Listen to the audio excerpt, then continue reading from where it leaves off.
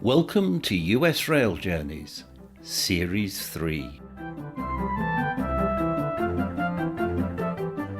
It's been a long time coming, but with the easing of travel restrictions, I have been able to make the journeys I had originally planned for the spring of 2020. Join me as I travel 6,684 miles with Amtrak across the United States. First, I take the Silver Star from Miami to New York, then the Crescent from New York to New Orleans. Next, I take the Texas Eagle from Los Angeles via San Antonio to Chicago. Then it's the Lakeshore Limited from Chicago to New York. And finally, the Acela from New York up to Boston.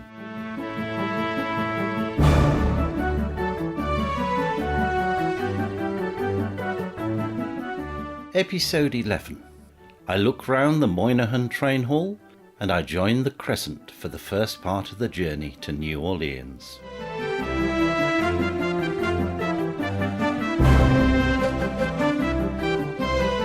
An annoying thing is that when you're on holiday and far from home, things start to fall apart. I carry emergency spares, but it can still be annoying. When I got up in my hotel in New York, a screw fell out of my distance glasses. I thought that it would be easy to get them repaired. Sadly, my online search didn't suggest anywhere local, so I put on my spare glasses and went out to find some breakfast. As I was drinking my coffee, I looked up and out of the window and saw Cohen's Fashion Optical in West 34th Street. I finished my coffee and crossed the road, where a very helpful assistant kindly mended my glasses. Thank you, Cohen's. You still fulfill the service vision of your founder, Jack Cohen.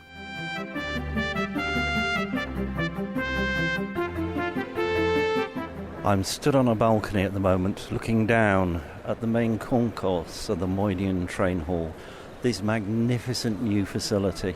Built in the old central post office. It's beautifully light in here even though it's a wet day. Because when they built the post office, they built a glass roof above it so that people could see more easily for sorting the letters.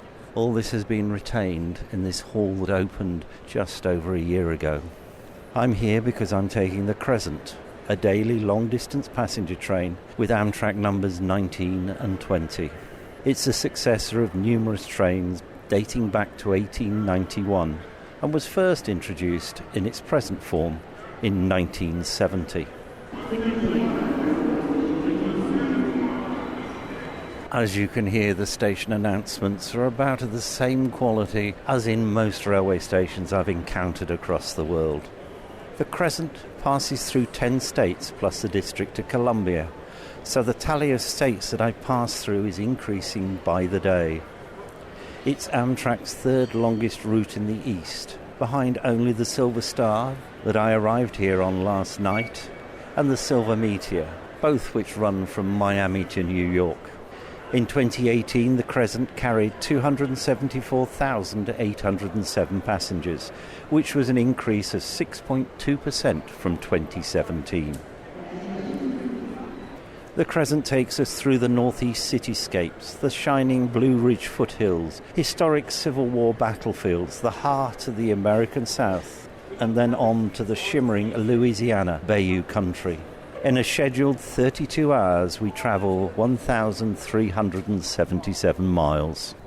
On this journey, we have a number of host railways. From New York to Washington, we'll be travelling again on the Amtrak tracks. From Washington to Alexandria, our host is CSX. And then for the rest of the route down to New Orleans, we're on the Norfolk Southern. The new Moynihan train hall provides access to most of Penn Station's platforms for Amtrak and Long Island Railroad passengers. It serves 17 of the station's 21 tracks. I've had a look around this magnificent train hall, and if you're listening to this podcast through my website, you'll see some photographs that show how magnificent it really is. There are lots of people coming, going, bags being wheeled around, standing, as it is termed here, in line to catch their trains. Something must be happening on either 11 or 12 and 13, 14, because there's long queues there. When I arrived last night, it was very easy to get out of this train hall straight onto 8th Avenue, and I had to go 3 blocks up to where my hotel was. I had a shower, a good night's sleep, a shower again this morning, and ready for my train down to New Orleans. I've just walked to the front of the building, the part of the building that still functions as a post office. It is an incredible building. There's intricate plasterwork in the ceilings, lovely hanging lamps, the doorways, some have triangles over them, some have arches over them.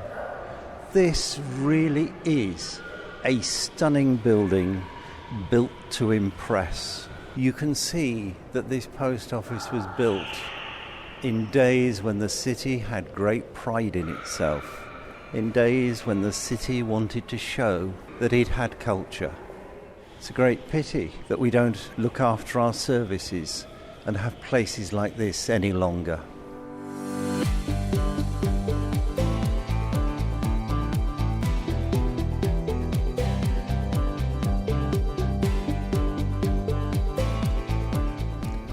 Having stood waiting in anticipation in the Moynihan train hall for a little while, looking at the departure boards, it came up that we were on track 15.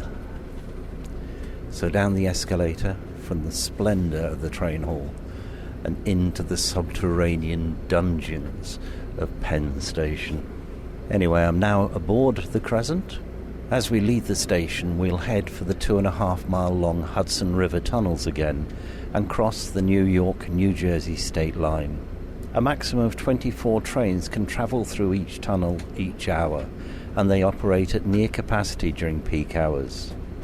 Usage has grown over the years. On weekdays, the number of New Jersey transit trains using the tunnels increased from 147 in 1976 to 438 in 2010.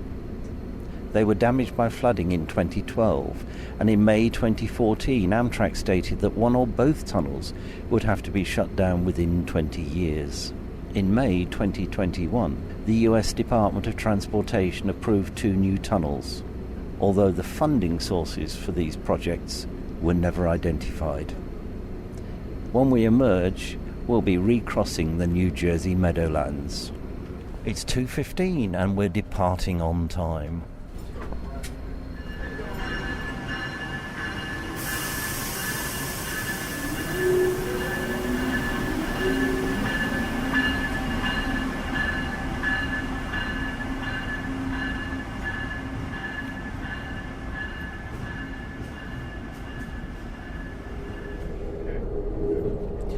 After crossing a number of sets of points on the way out of the station, we must now be in the tunnel, and we're moving at quite a fair rate. We have electric traction all the way down to Washington, and then we'll be changing again for a diesel locomotive, or maybe 2. This train certainly isn't as long as the Silver Star that I came up on yesterday. There are only 2 sleeping cars. I think on the Silver Star there were 5 sleeping cars. We're now out of the tunnel, under the grey clouds that have been bringing rain all day, into the marshlands. Lots of water, lots of reeds, and also industrial sites as well. We must be coming to a crossing. The driver's on the horn. It's 2:30 in the afternoon, and I've just taken a couple of photographs that make it look as though it's the middle of the night. The clouds are so grey.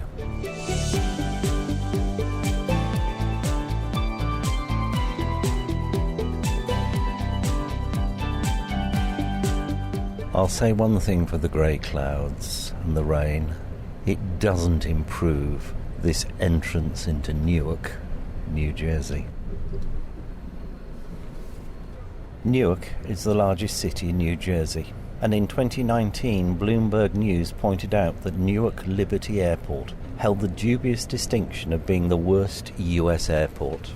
It ranked at 116 in a list of 132 international travel hubs. It's a view I fully agree with. Why do I say that?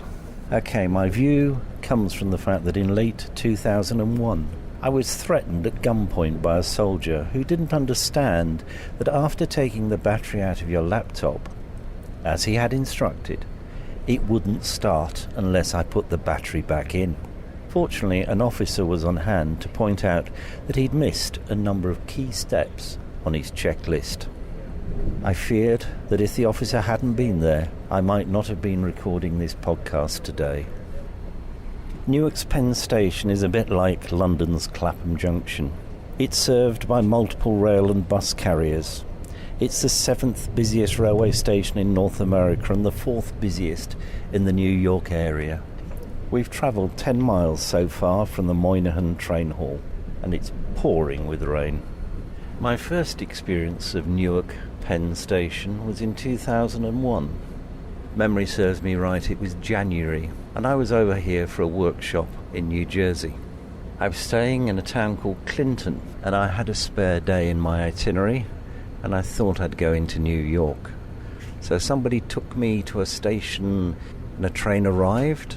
I got on it and went into Penn Station in New York. The 1960s subterranean Penn Station. Might not have been the best way of getting into New York, but I did manage to see some of the sights on that day. And then, mid-afternoon, I took a train back and walked the 5 miles to Clinton because there was no taxi service or anything like that available from the station.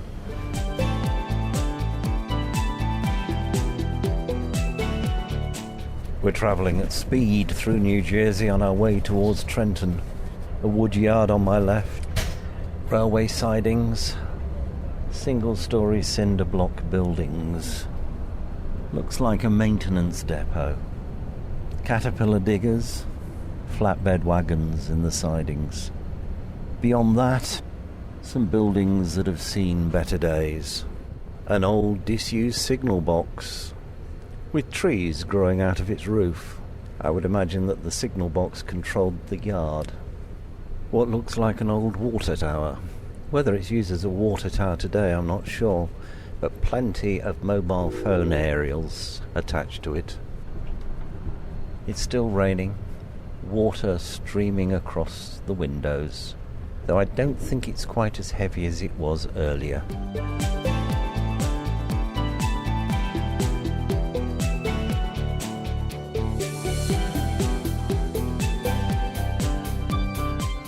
We've arrived in Trenton, about 6 minutes late. As I said yesterday, this is the capital of New Jersey and the site, in 1776, of George Washington's first military victory after crossing the Delaware River. I'm not sure whether I'd want to get off here, because in 2005 the city was named as the 4th most dangerous out of 129 cities, with a population of between 75,000 and 99,999. In 2006, it was ranked as the 14th most dangerous city overall out of 371 cities across the United States. The state prison is in the town.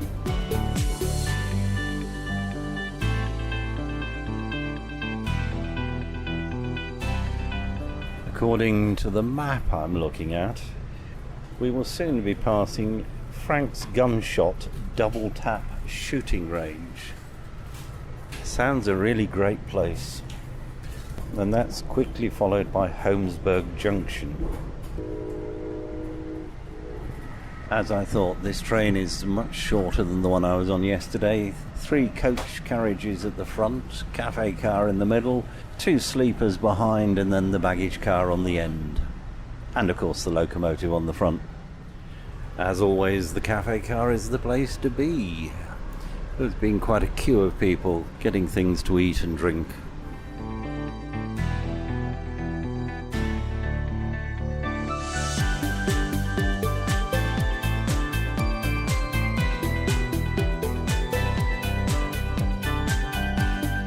We must be nearing Philadelphia, because I think I remember that scrapyard from last night. Quite a spectacular one. You certainly get a different perspective when the train's going in the opposite direction. One thing that Philadelphia appears to have is plenty of terraced houses. Maybe 150, could be 200 years old. Sadly, they look as though they're in need of a lot of tender loving care in most cases. Many cities across the world, districts with houses like that would have been restored. I was just talking to a young lady there who's sat next to a person from England who's taking the Crescent down to New Orleans and then taking the Sunset Limited across to Los Angeles. If you want to find out about the Sunset Limited, go back to the podcast that I did in Series 2 of US Rail Journeys.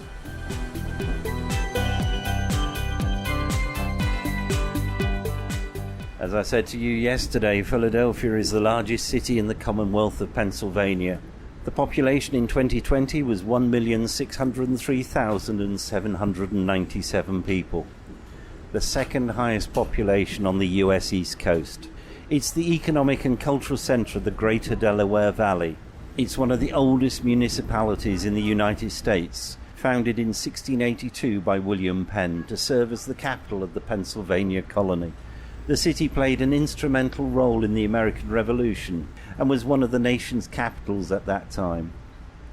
In the 19th and 20th centuries, it was a major industrial centre and railway hub. Its industrial jobs attracted European immigrants, many from Ireland and Germany. Later immigrants came from Italy and other southern and eastern European countries. In the early 20th century, it became a prime destination for African Americans during the Great Migration after the Civil War. The station, opened in 1933, is Amtrak's third busiest and the 11th busiest railway station in the whole of the US. The rain appears to have stopped. There are one or two patches of blue in the sky. Maybe it's going to get a bit better. Back into the dungeon-like platform area of Philadelphia Station.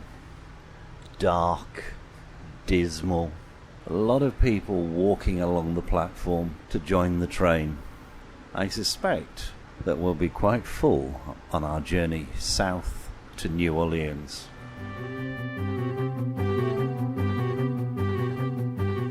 The man with the microphone thanks the passengers and crew on train 19, the Crescent, which departed from Penn Station on Monday the 27th of June 2022.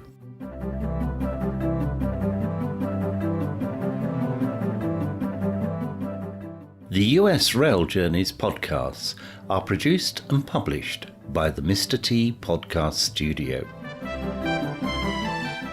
Thank you very much for listening, and please join me again in a couple of weeks for the next instalment.